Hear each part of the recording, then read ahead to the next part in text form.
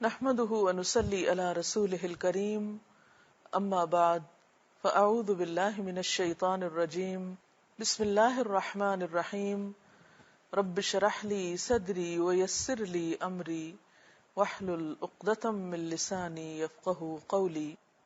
عن ابي هريرة قال قال رسول الله صلى الله عليه وسلم المؤمن القوي خير واحب الى الله من المؤمن الضعيف وفي كل خير احرص على ما ينفعك واستعن بالله ولا تعجز وإن أصابك شيء فلا تقل لو أني فعلت كان كذا وكذا ولكن قل قدر الله وما شاء فعل فإن لو تفتح عمل الشيطان. رواہ مسلم.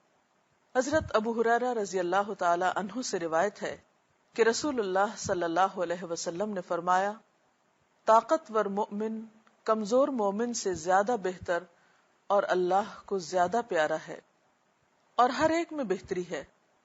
اس چیز کی حرص کرو جو تمہیں فائدہ دے، اور اللہ سے مدد طلب کرو اور ہمت نہ ہارو.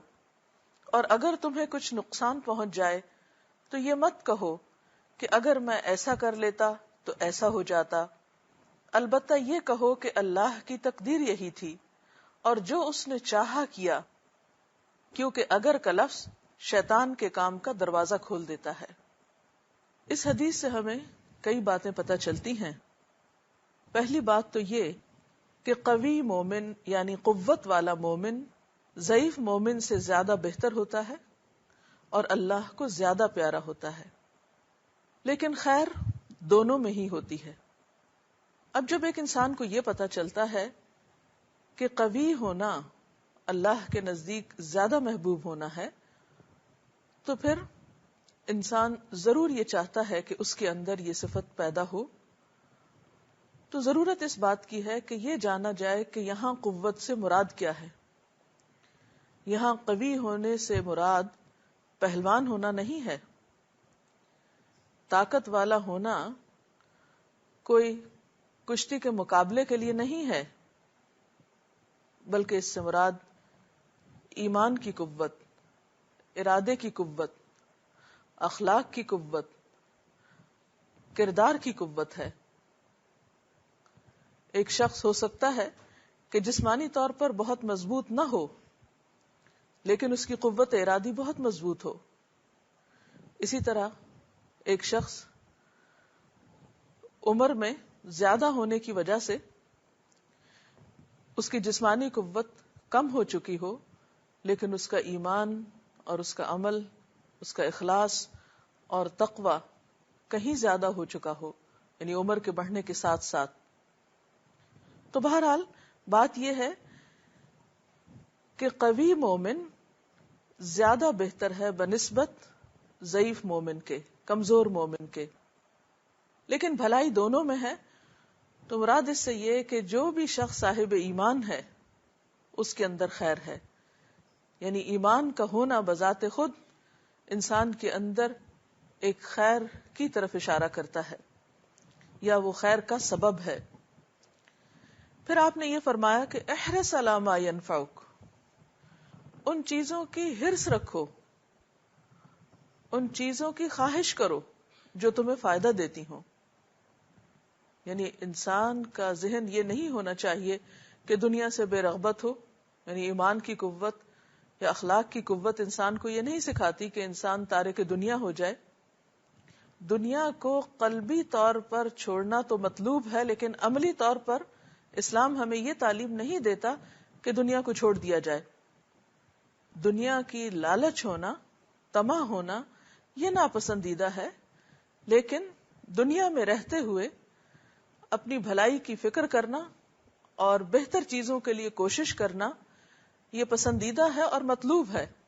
لہذا فرمایا کہ احرص علی ما ینفعک، جو چیزیں تمہیں دنیاوی اعتبار سے، آخرت کے اعتبار سے فائدہ دیتی ہیں ان کے لیے کوشش کرتے رہو، اور اس کے لیے واستعن باللہ، اللہ کی مدد طلب کرو، اللہ سے مدد مانگو. یعنی صرف حرص نہیں، تمنا نہیں، صرف کوشش نہیں، بلکہ اس کے ساتھ ساتھ دعا کی کثرت. اور اس کے باوجود اگر تمہیں کامیابی نہ ہو تو ولا تعجز، عاجز ہو کے مت بیٹھ جاؤ، حسرتوں کا شکار نہ ہو، ہمت نہ چھوڑو، ارادہ مضبوط رکھو، جس کام کا آغاز کرو اسے تکمیل تک پہنچاؤ. اور پھر وَإِنْ أَصَابَكَ شَيْءٌ، اگر تمہیں کوئی چیز پہنچے یعنی کوئی نقصان پہنچے، آپ نے ایک اچھی چیز کی تمنا کی، اس کی خواہش رکھی، پھر اس کے لیے کوشش کی، پھر اس کے لیے دعا کی، لیکن اس کے باوجود آپ کامیاب نہ ہو سکے، تو ایسے میں پھر فَلَا تَقُلْ لَوْ، یہ مت کہو کہ کاش میں ایسا نہ کرتا، یا اگر میں ایسا اور ایسا کر لیتا تو نتیجہ کچھ اور ہوتا. ایسا کرنے سے منع کیا گیا ہے، کیونکہ ایسا کرنا انسان کو مایوسی میں مبتلا کرتا ہے اور انسان کے عمل کی قوت کو کم کرتا ہے. جب انسان کسی منفی سوچ کا شکار ہوتا ہے، ڈپریشن کا شکار ہوتا ہے، ذہنی پریشانی کا شکار ہوتا ہے، تو پھر انسان میں عمل کی قوت کم ہو جاتی ہے، باوجود اس کے کہ اس کے اندر صلاحیت ہوتی ہے، طاقت ہوتی ہے، لیکن عملی طور پر وہ کچھ کر نہیں پاتا. اس لیے اس چیز سے بطور خاص منع کیا گیا. اس کے برعکس کہنا کیا چاہیے؟ قدر اللہ، کہ اللہ کا فیصلہ یہی تھا. یعنی میں نے تو ایک اچھی چیز کی خواہش کی، اچھی نیت رکھی، کوشش کی، دعا کی، لیکن اس کے باوجود اگر کامیابی نہیں ہوئی تو پھر اللہ کو منظور نہ تھا، میری تقدیر میں ایسا ہی لکھا تھا. اور پھر انسان بخوشی اللہ کے فیصلے کو قبول کر لے. کیونکہ عام طور پر ایسا ہوتا ہے کہ ہم ایک چیز کو اپنے لیے بہت اچھا سمجھتے ہیں اور اچھا سمجھ کر اس کے لیے کوشش اور دعا دونوں کرتے ہیں، لیکن اللہ تعالیٰ کو معلوم ہوتا ہے کہ وہ چیز حقیقت میں ہمارے لیے اچھی نہیں، لہٰذا اللہ تعالیٰ ہمارے فائدے میں اس چیز کو ممکن نہیں ہونے دیتا. تو ایسے میں انسان جب اللہ تعالیٰ کے فیصلے کو قبول کر لیتا ہے تو انسان مطمئن ہو جاتا ہے. قرآن پاک میں اللہ تعالیٰ فرماتے ہیں عَسَىٰ أَن تُحِبُّوا شَيْئًا وَهُوَ شَرٌّ لَكُمْ، ہو سکتا ہے ایک چیز سے تم محبت کرتے ہو، ایک چیز کی تم خواہش رکھتے ہو اور وہ تمہارے لیے اچھی نہ ہو، اور اس کے برعکس ایک چیز جس کو تم ناپسند کرتے ہو وہی تمہارے حق میں بہتر ہو. تو ایسے میں کیا فرمایا کہ وَلَٰكِنْ قُلْ قَدْرُ اللَّهِ، کہ یہ اللہ کی تقدیر ہے. وَمَا شَاءَ فَعَلَ، اور جو اس نے چاہا اس نے کیا، یعنی ہوتا وہی ہے جو اللہ تعالیٰ چاہتا ہے. جیسے کہ قرآن پاک میں ایک اور جگہ پر بھی آتا ہے وَمَا تَشَاءُونَ إِلَّا أَن يَشَاءَ اللَّهُ رَبُّ الْعَالَمِينَ، کہ تمہارے چاہنے سے کچھ نہیں ہوتا جب تک کہ اللہ رب العالمین نہ چاہے. یعنی یہاں انسان کو یہ بھی احساس دلایا گیا کہ کسی بھی کام میں کامیابی کی صورت محض انسانی کوشش سے نہیں ہوتی. یعنی کسی بھی کام میں کامیابی صرف انسانی کوششوں سے ممکن نہیں ہوتی، اس کے لیے اللہ تعالیٰ کی تائید بھی ضروری ہے. اور انسان کو جو بھی کامیابی ملتی ہے وہ اللہ تعالیٰ کی تائید کے ساتھ ہی ملتی ہے، اور ہر چیز کا اصل مالک اور مختار وہی ہے. اور یہاں خاص طور پر جو لو کہنے سے منع کیا گیا تو اس کی وجہ بھی بتائی گئی کہ انسان جب لو کہتا ہے، کاش کہتا ہے یا اگر کہتا ہے تو اس سے شیطان کے کام کا دروازہ کھلتا ہے. شیطان کا کام کیا ہوتا ہے؟ انسانوں کے دلوں میں وسوسے ڈالنا. وسوسہ کیا ہے؟ ایک منفی خیال جو انسان کے لیے غلط کام کا راستہ کھولتا ہے. تو لو کس طرح انسان کو غلط راستے پہ لے جاتا ہے کہ نمبر ایک، انسان کو مایوسی میں مبتلا کرتا ہے. بعض اوقات انسان کے اندر حد سے زیادہ حسرت کو جنم دیتا ہے. پھر انسان کو اللہ تعالیٰ سے بدگمان کرتا ہے. مثلا انسان اگر کام کے ساتھ ساتھ دعا کرتا ہے، عبادت کرتا ہے، تو اس کو عموماً یہ سجھاتا ہے کہ دیکھو تمہاری عبادت کا کیا فائدہ ہوا، تمہاری نمازوں نے تمہیں کیا دیا، تمہارے دین کے ساتھ تعلق نے تمہیں کوئی فائدہ نہیں پہنچایا. اسی طرح انسان اگر کاش کہتا ہے تو شیطان انسان کو ایک ڈریم ورلڈ میں لے جاتا ہے، اس کو ایک پریکٹیکل انسان بننے سے زیادہ ایک تخیلاتی انسان یا محض اپنے خیالات میں گم رہنے والا انسان بنا دیتا ہے. کیونکہ اسلام ہمیں یہ سکھاتا ہے کہ نقصان ہونے کے بعد اس نقصان پر انا للہ و انا الیہ راجعون پڑھو اور پیچھے پلٹ کے نہ دیکھو، آگے دیکھو. پیچھے دیکھنے کی اسی حد تک اجازت ہے کہ جس سے انسان اپنی غلطی سے عبرت پکڑے، اپنی خطا سے سبق سیکھے، لیکن اس کے بعد آگے کی طرف بڑھے اور اس خطا کو بار بار دل میں لانے اور مایوس ہونے اور ندامت کا شکار ہونے سے بہتر یہ ہے کہ انسان اس کا ازالہ کرے، اس کا کفارہ کرے. اسی لیے ہم دیکھتے ہیں کہ انسان چونکہ خطا کا پتلا ہے، ایسا نہیں ہو سکتا کہ کسی انسان سے کوئی غلطی نہ ہو دنیاوی معاملات میں یا اخروی معاملات میں. لیکن اس کا حل کیا بتایا گیا؟ ایک حدیث میں آتا ہے، اللہ کے رسول صلی اللہ علیہ وسلم نے فرمایا کہ اگر تم سے غلطی ہو جائے تو اس کے پیچھے نیکی کر لو، گناہ ہو جائے تو اس کے پیچھے نیکی کر لو، کیونکہ وہ نیکی گناہ کو مٹا دے گی. تو لو کہتے رہنے کی بجائے، کاش کہتے رہنے کی بجائے انسان فوری طور پر یہ تدبیر کرے کہ اسے عملی طور پر اب کیا کرنا ہے، اس نقصان کا ازالہ کس طرح کرنا ہے. اور اسی طرح اگر انسان انسانوں کے ساتھ معاملہ کرتے ہوئے کوئی غلطی کر بیٹھتا ہے اور اس وقت وہ حسرتوں کا شکار ہوتا ہے تو وہاں بھی شیطان تعلقات میں مزید خرابی کا سبب بنتا ہے، دو طرفہ تعلقات کے اندر مزید بگاڑ پیدا کرتا ہے.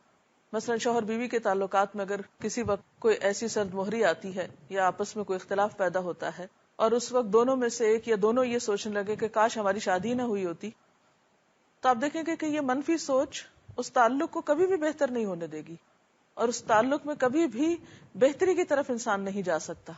اور انسان اپنے تعلقات کی اصلاح کے لیے کوشش کرنے کی بجائے محض اسی پہ کڑتا رہے گا اور اسی پہ جلتا رہے گا کہ یہ رشتہ ہوا ہی کیوں. حالانکہ کسی بھی تعلق میں آپ دیکھتے ہیں کہ دونوں ہی پہلو ہوتے ہیں، اچھا پہلو بھی ہوتا ہے اور دوسرا بھی ہوتا ہے. زندگی میں صرف خوشیاں نہیں ہوتی، خوشیوں کے ساتھ غم بھی ہوتے ہیں. ہمیشہ کسی بھی انسان کے ساتھ، خواہ وہ آپ کے والدین ہی کیوں نہ ہو، عزیز دوست ہی کیوں نہ ہو، ایسا نہیں ہوتا کہ ہمیشہ تعلقات اچھے ہی رہیں. انسانی معاملات میں بعض اوقات غلط فہمیاں پیدا ہو جاتی ہیں، تو ان غلط فہمیوں کا تدارک یا ازالہ اسی صورت میں ہو سکتا ہے جب انسان یہ سوچے کہ میں اس غلط فہمی کو دور کیسے کروں، بجائے اس کے کہ انسان یہ سوچنے لگے کہ کاش میرا اس انسان سے تعلق ہی نہ ہوتا، یا یہ کہ ہر غلطی کرنے والے کو انسان اپنے سے کاٹ پھینکے. تو یہ مسائل کا حل نہیں. بہرحال یہ حدیث ایک خوبصورت حدیث ہے. میں چاہوں گی کہ اس کے بارے میں آپ مزید کچھ سوال کریں یا اپنی رائے کا اظہار کریں.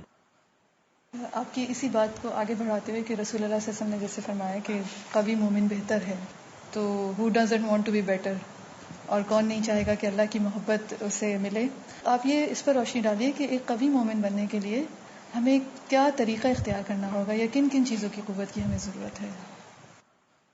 بہت اچھا سوال ہے. اب دیکھیے کہ ایک انسان کی قوت کن کن چیزوں میں ہے، یا قوی ہونے میں کون کون سے پہلوؤں کا قوت والا ہونا ضروری ہے. اس میں جیسا کہ ہم جانتے ہیں کہ انسان محض گوشت پوست کا ایک ٹکڑا نہیں، بلکہ ہمارے جسم کے علاوہ اس جسم کو قائم رکھنے والی چیز روح بھی ہے.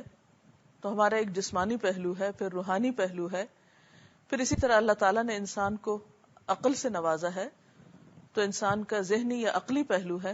پھر اسی طرح انسان کے اندر اللہ تعالیٰ نے جذبات بھی رکھے ہیں تو اس کا ایک جذباتی پہلو بھی ہے.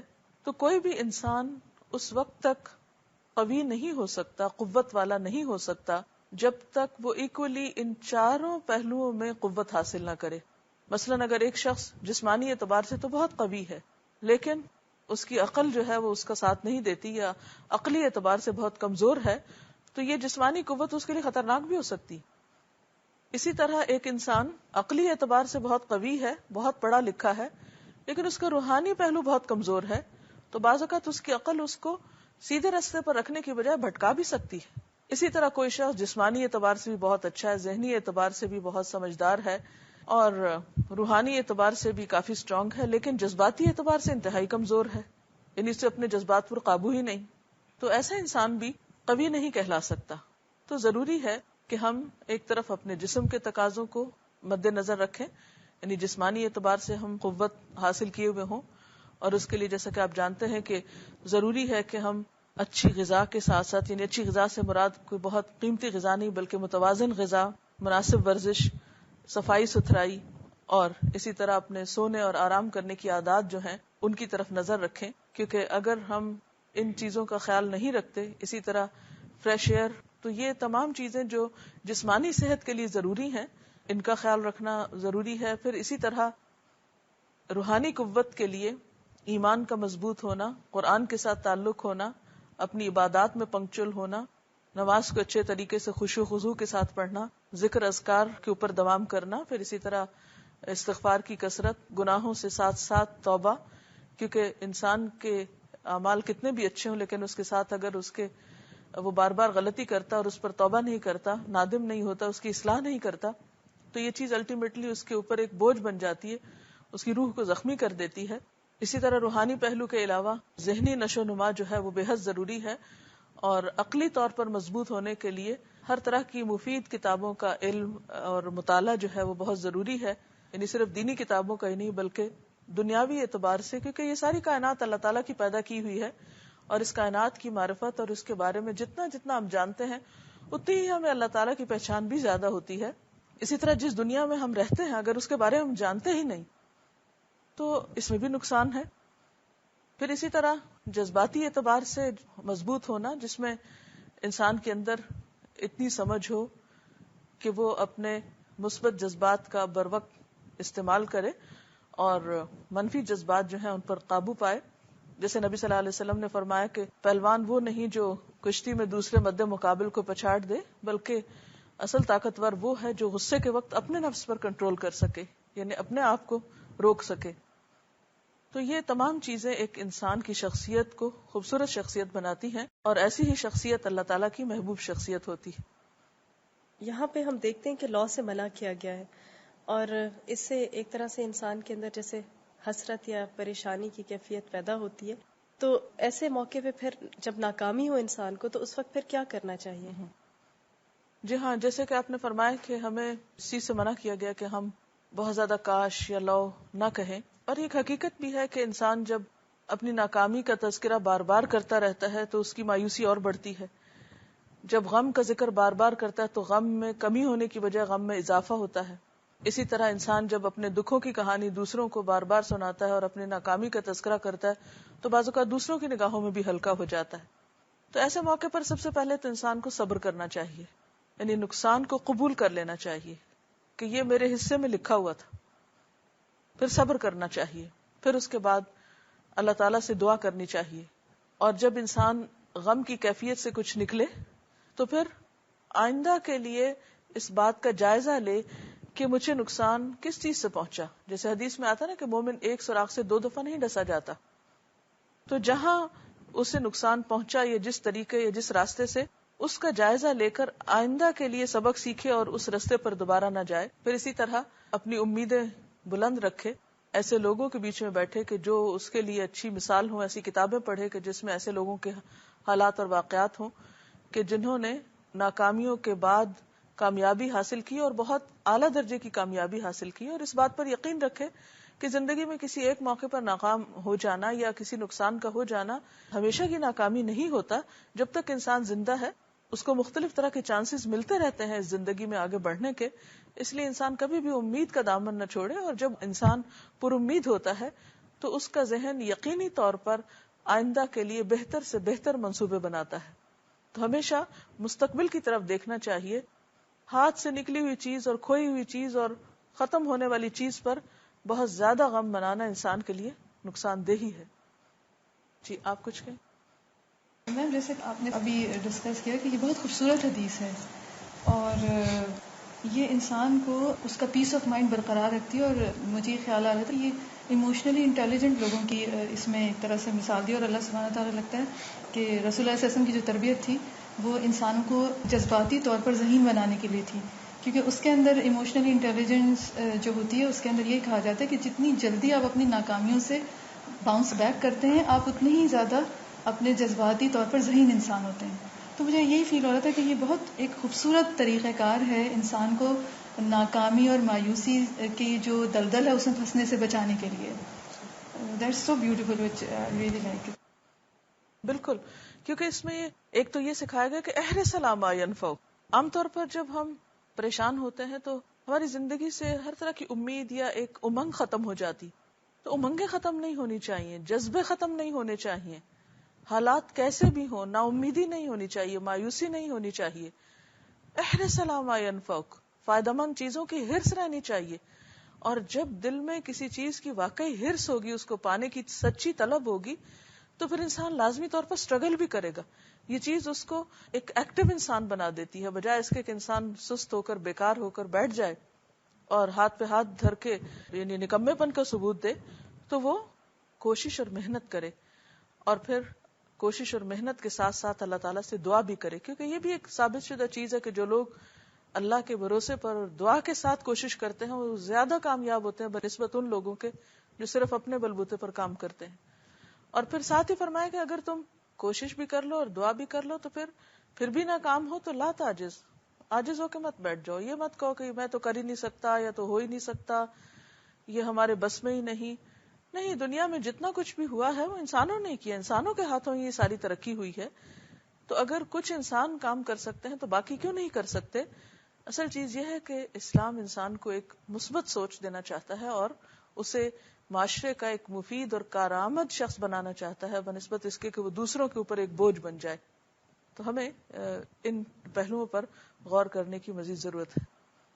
اس میں ایک بہت خوبصورت جو بات مجھے لگی ہے وہ یہ کہ رسول اللہ صلی اللہ علیہ وسلم نے لو کہنے سے منع کیا کہ یہ نہ کہا جائے کہ یہ اگر میں یہ کرتا، بلکہ اس کے بجائے ایک دوسرے الفاظ دیے ہیں جو کہ مثبت سوچ کے حامل لگتے ہیں.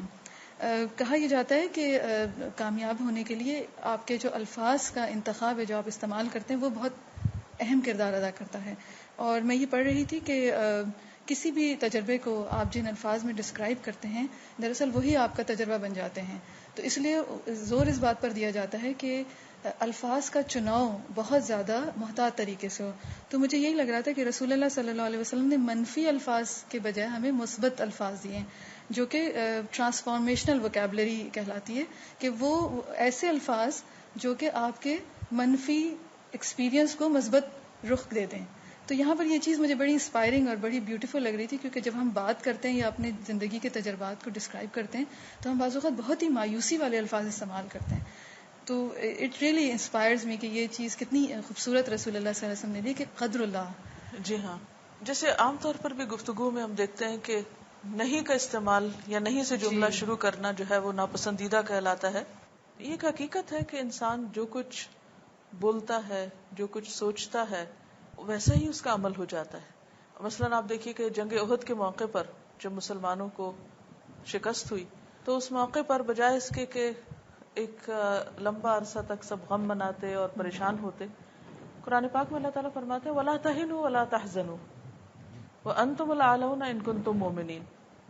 نہ تو تم کمزور پڑو، بودے بنو، اور نہ ہی تم غم کرو، تم ہی بلند رہو گے اگر تم مومن ہو. یعنی محض غم مناتے رہنے سے اور پریشان ہونے سے اور کمزوری دکھانے سے بہتر ہے کہ تم اپنے ایمان کو مضبوط کرو، اپنے ارادے کو مضبوط کرو، اور آئندہ کامیابی تمہارے لیے ہے. اسی طرح آپ دیکھیے کہ وفات کے موقع پر، کسی بھی نقصان کے موقع پر اسلام ہمیں کیا سکھاتا ہے. فوت ہونے کے بعد کیا حکم ہے کہ 3 دن تک تعزیت کرو، 3 دن تک سوگ مناؤ، اس کے بعد سب اپنا اپنا کام کرو. کیونکہ جب انسان غم اور دکھ کی کیفیت میں لمبے عرصے تک رہتا ہے تو یہ کیفیت ایک بیکاری کو جنم دیتی ہے اور انسان اس سے نکل نہیں پاتا. اور جو انسان یہ سمجھتا ہے کہ یہ دنیا ہمارے لیے ایک امتحان ہے، یہاں کی خوشی بھی امتحان ہے اور یہاں کا غم بھی امتحان ہے، تو پھر انسان ان چیزوں سے اوپر اٹھ جاتا ہے. اور حقیقت میں اسلام ہمیں ان چیزوں سے اوپر ہی دیکھنا چاہتا ہے، اور اسی وجہ سے وہ ہمیں آخرت کا تصور دیتا ہے، آخرت پر ایمان کے لیے کہتا ہے کہ اصل خوشی اور غم تو وہاں کا ہے. اور جو انسان اس چیز کو سامنے رکھتا ہے وہ بہت جلد دنیا کے غموں کے حصار سے نکل آتا ہے. تو اس کے ساتھ ہی ہمارے آج کے پروگرام کا وقت ختم ہوتا ہے. اجازت چاہتے ہیں. السلام علیکم ورحمۃ اللہ وبرکاتہ.